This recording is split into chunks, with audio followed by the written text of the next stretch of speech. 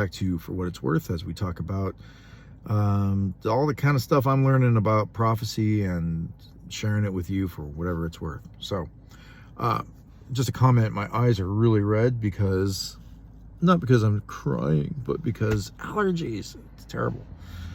So like, I've just been like rubbing my eyes all day. I know I'm not supposed to do that. Anyway, what I want to talk about today is 1 Timothy chapter 4, which is a passage about what's going to happen at the end, some things that are going to happen to look out for. And I was kind of dwelling on this passage this week and some of the implications of that and what it means for us today. Now, the Spirit expressly says that in the latter times, some will depart from the faith by devoting themselves to deceitful spirits and teachings of demons, through insincerity of liars whose consciences are seared, who forbid marriage and require abstinence from foods that God created to be received with thanksgiving by those who believe and know the truth. So, in the last days, it says here that several things are going to happen that I think have been happening since the time this was written, because what he mentions as an example is or was a real problem in the first century, and things haven't really changed much. They've just taken on different form. So first, the Spirit says in the latter days or latter times. The word times here is not chronos, like what time is it right now? It's 4:20. Not that time. It's more like kairos, which means like a time frame, an age. So in the last days, the last times, people will depart from the faith. Okay, that means they're going to apostatize. This is what I was talking about last time. They're going to leave. They're going to leave Christ. They're going to drop their profession. They're going to drop out of the church, and they're going to leave Christ. They will give heed to deceiving spirits, okay, or seducing spirits. And this is what the devil's been doing from the beginning, is seducing people to believe lies, to believe his version of reality instead of God's version of reality. And this is what he's going to do in the end times, and will promote the teaching of demons, it says here in the ESV, doctrine of devils, doctrine of demons, as it says in King James or New King James. So the doctrine of devils. What is this doctrine of devils that is going to be taught in the last days? Well, he gives a couple examples here. Through insincere or hypocritical liars who have a conscience that's been seared. Okay, they will teach these kinds of people who are hypocrites, who are liars, whose consciences have become so calloused and seared by their continual willful disobedience that they no longer feel guilty for their sin or guilty for their rejection of the truth. They teach things like this: forbidding marriage and requiring abstinence from foods. I thought, I've always read this and thought, well, that's really weird. Like, why would that be like an end time thing? I don't look around today and see people forbidding marriage in a sense of it's against the law for you to get married. Don't see that happening. Requiring abstinence from foods,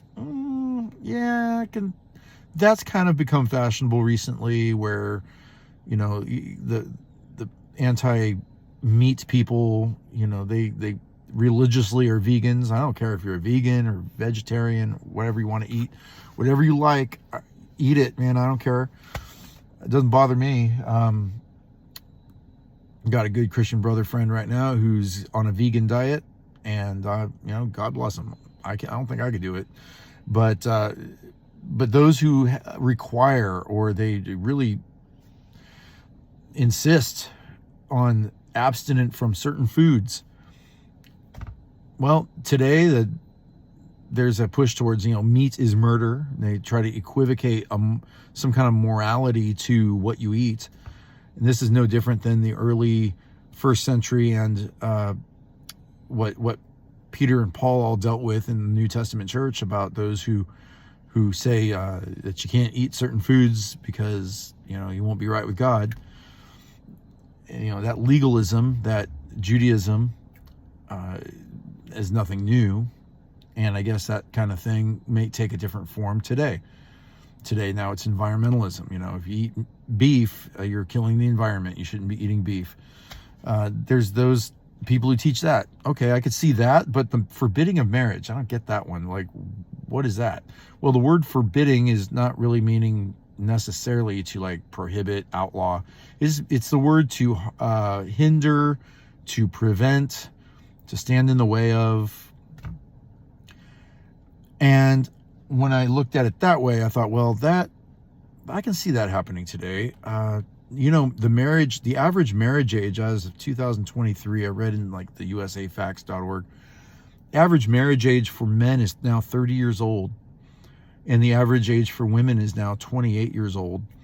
Whereas in the 1950s and 60s, it was 20 and 21 or 20 and 22 years old.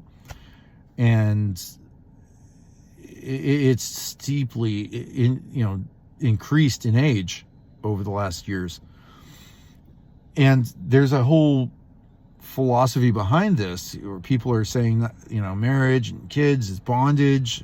I want to be free. I want to have fun. I want to be, in our, sensual culture tells you have sex with as many people as you can or you want before you ever settle down, because once you settle down, you're having sex with one person, that same person all the time, and that's it. What a torture that is, right? That's the kind of mentality people have. I would say that's hindering marriage. I would say that is that's against marriage. We have the homosexual marriage that's now a thing, and maybe you could say, well, that's not hindering. That's a human right that we are now allowing everybody to do. Well, first of all, it's not a right given by God. God created marriage and he created the parameters for it. So I wouldn't say it's preventing marriage for, hetero people, but it's definitely against God's design for marriage. So we have that. I can see that. Is that the fulfillment in the end times? Is that what we see here? That could very well be, and it definitely is, but this problem has been going on forever. And the main thing is, it's not just about marriage or meats and foods that are forbidden. The whole spirit here that he's talking about is people that are requiring something or forbidding something, requiring something that God does not require, or forbidding something that God gives you freedom to do. And that is legalism.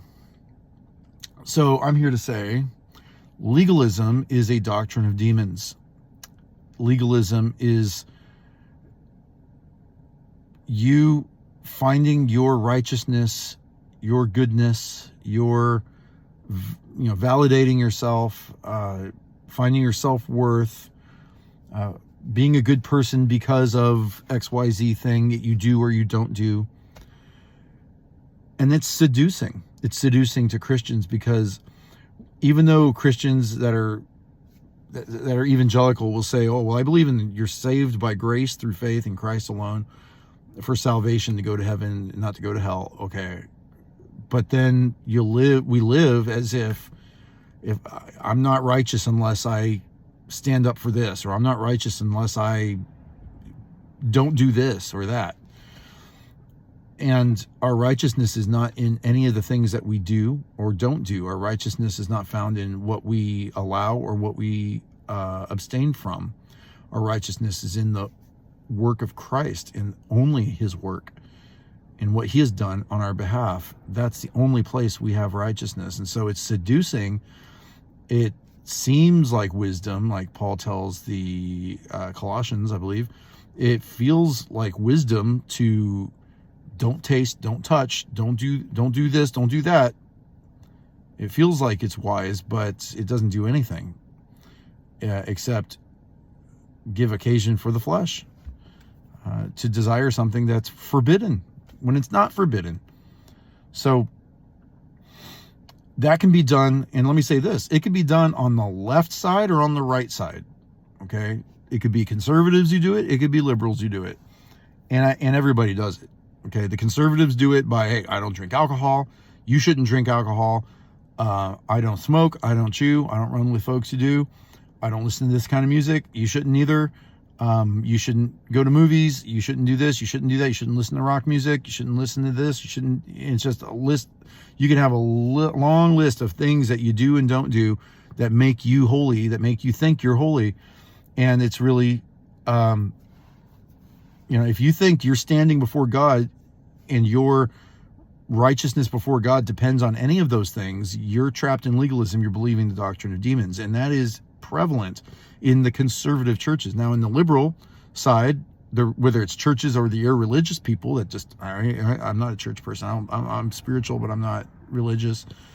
Where do they find their righteousness? Well, they're finding their righteousness in their all their activism for certain causes.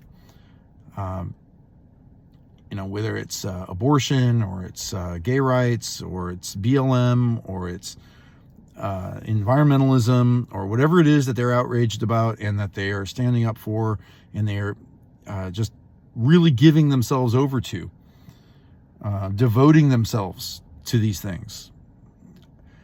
And so whether it's that, or you're devoting yourself to causes on the right side, if you're finding your self-worth, you're finding your reason for existence in any of these things, you're being seduced. And it is legalism, and it is doctrines of demons. It is doctrines of devils.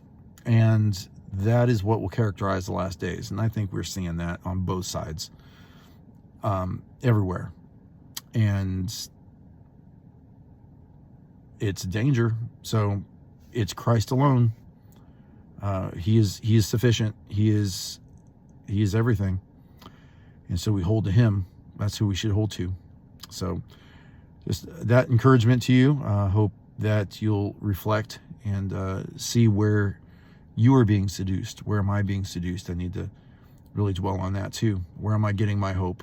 You getting your hope in a political party, political activism, whether it's MAGA or whether it's resist the MAGA, whatever it is. There's no meaning in life outside of the glory of God in Jesus Christ. That's where you got to find it. And so encourage you to do that. All right. Like and subscribe if you haven't done that. Encourage somebody else to. These are last days. I'd like to try to get people to think about these things, because a lot of the time the church isn't talking about it and they're asleep. Sleepy, the way I look right now. All right. Oh, and one more thing. I made another video a couple days back that I never posted. And it really does have to do with the same subject I'm still talking about here, is about the departing from the faith and apostasy. And it has to do with the book of Daniel and just what Daniel may have gone through trying to be faithful during an unfaithful time. So I'm going to post that right now. Stay tuned. It's going to roll next. Here we go. It's Worth, and I am on my way to pick up a friend for church. And there was a thought I had that kind of goes on the last video about apostasy, and it just reminded me of the story of Daniel and the people of God, the condition of Israel, the chosen people of God, and all that he must have gone through. Here's what I'm thinking. Too many of us, and I know I've done it, look to the church, the so-called people of God, the people who claim the name of Christ, and we kind of look to them for the validation of the message, the validation even of Christ. And when they fail, and they fail miserably, okay, I've never seen such, or the exposure of so much failure among leaders in the church. and even just people in the church that you just know that aren't really anybody famous, but you see the kind of failure that's within the church, amongst God's people. It's turned away a lot of people. There's a bumper sticker that I often see that's kind of makes me chuckle, and it says, "Dear Lord, save me, ... from your followers." And I'm sure I've prayed that prayer. I can relate to that. But people walk away from the faith, walk away from Christ, walk away from the church because of the failures. And I'm not downplaying those at all. I'm not downplaying any of that. And sometimes they aren't even God's people. They're just wicked people in the church who claim to be Christians, and they're not. They're not born again. They don't have the Spirit of God. They don't have the love of Christ. And they do terrible things to people and turn many away. Well, there's always this tendency to go back and think about the good old days. You know, back in these days, there wasn't any of that stuff. No, there is no good old days. Maybe things could have been a little better or a little worse, but the failure of God's people goes all the way back to the very formation of those people. And the very formation of them was all the way to Moses and the people of Israel.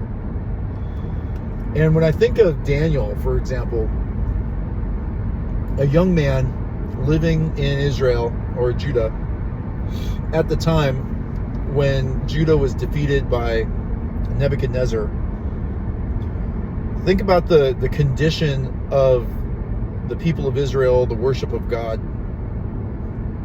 It was horrific. The people of Israel were supposed to be a light to the nations, so that the nations would know that Yahweh Adonai is the only true God. And they failed miserably. They were some of the most wicked people. Their leaders were wicked and corrupt. The whole Old Testament, all the thick books of the prophets, all attest to this, all decry this. Most of your Bible, especially in the Old Testament, is just one letter or one prophecy or one rebuke after another to God's people for being so unfaithful. And when you have people like Daniel and his 3 friends, how did they navigate through that? They were faithful. They still worshipped God in true spirit, and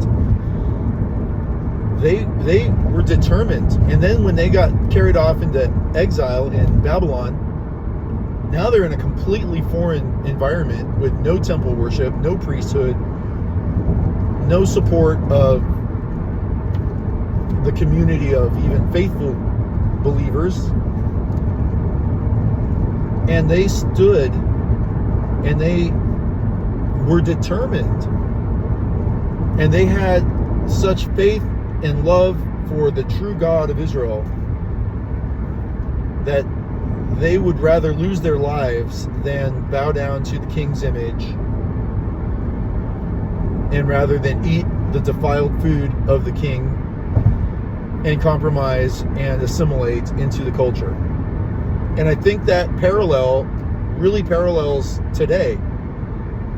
We have a church, at least in America, and especially in Europe and America, that is weak, that is worldly, that is full of scandal, full of bad leadership, and we have what's coming is persecution coming at some point. I really think that these next 4 years of Trump in office, in whatever he does, for good or bad, whatever the outcome is, I'm hoping it's good, but I'm not holding my breath for that. I'm expecting that he's not going to be able to stop World War III, that the economy is not going to be able to be saved, and that the collapse is coming, and that's going to be the setup for the last days. And who's going to be blamed? Who's going to be blamed for all the collapse that should be coming? Well, it'll be Christians. It'll be Christians because Christians put their hope in Trump, put their hope in the Republican Party, put their hope in politics. Now, I'm not going to say that about all Christians. That they, I'm pretty sure that the people that are like, on his faith team, they're totally hoping in him. There's a bunch of us who I don't have any hope in him. He's a narcissist. He's not a believer. But he sides with a lot of our causes, and it's just the better of the two evils. So I'm not ashamed to say, yeah, I voted for him, and then when they tried to kill him, I really wanted to stick it to those who tried to kill him by voting for him. So I'm not sitting here saying, oh man, he's, America's back, we can have revival now. I still think we're on the trajectory for the end times, and that he's gonna do whatever he does to bring about those conditions. And again, I don't know the timing, so we could, who knows? He could bring in 4 awesome years of prosperity, and go for 20 more years with great, back to normal, and then the end will come later. I don't know. I don't think it's going to be that long. I think World War III is going to happen anyway. The economy is not going to be able to recover, and America is going to collapse from the world stage as the leader, and that's going to be a great opportunity for Antichrist and the 10 kings and Mystery Babylon and everything else to rise up over there on the other side of the world, setting up our Revelation and Daniel chapter 12 scenario. And we are going to be persecuted, and then there's going to be an image that we're supposed to bow down to, or have injected, or have tattooed, or have implanted, or whatever they're going to do. That it's going to test our loyalty. And I think that's coming. And so the book of Daniel and the person of Daniel, the character of Daniel and his faithfulness, his just unwavering faithfulness, is something that I think is a model, and something that's a pattern to follow in these last days, as he even prophesied about them. So recommend you read the book of Daniel and look at the pressure that man had to be under. Look at the condition. Read the book of Isaiah, and look at in the book of Jeremiah, and all the stuff that they are saying about the people of Israel. Is that not the condition of the American church today? But yet Daniel still stayed faithful to his God, still faithful to the worship of that God, and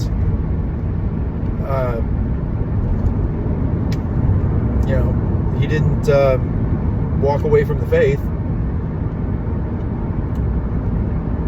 because everybody in Israel was unfaithful and get jaded. And he stayed faithful all the way into to the end of his life. So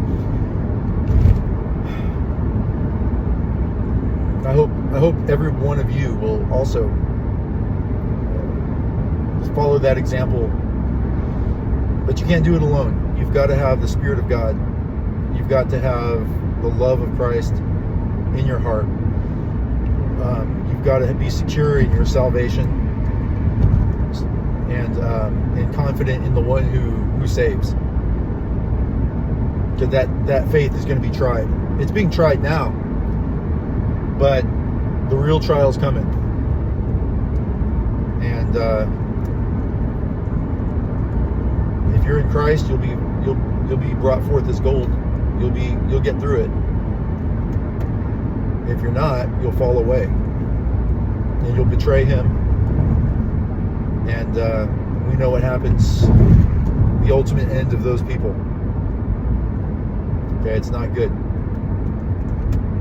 But don't let the fear of hell, the fear of God's fiery judgment, be your main motivation. Let the gospel, the love of Christ, the glory of Jesus and who He is, be your motivation. He is worth whatever this world and the devil and all his angels throw at us. He is worth it. So, happy Sunday. God bless, and see you next time.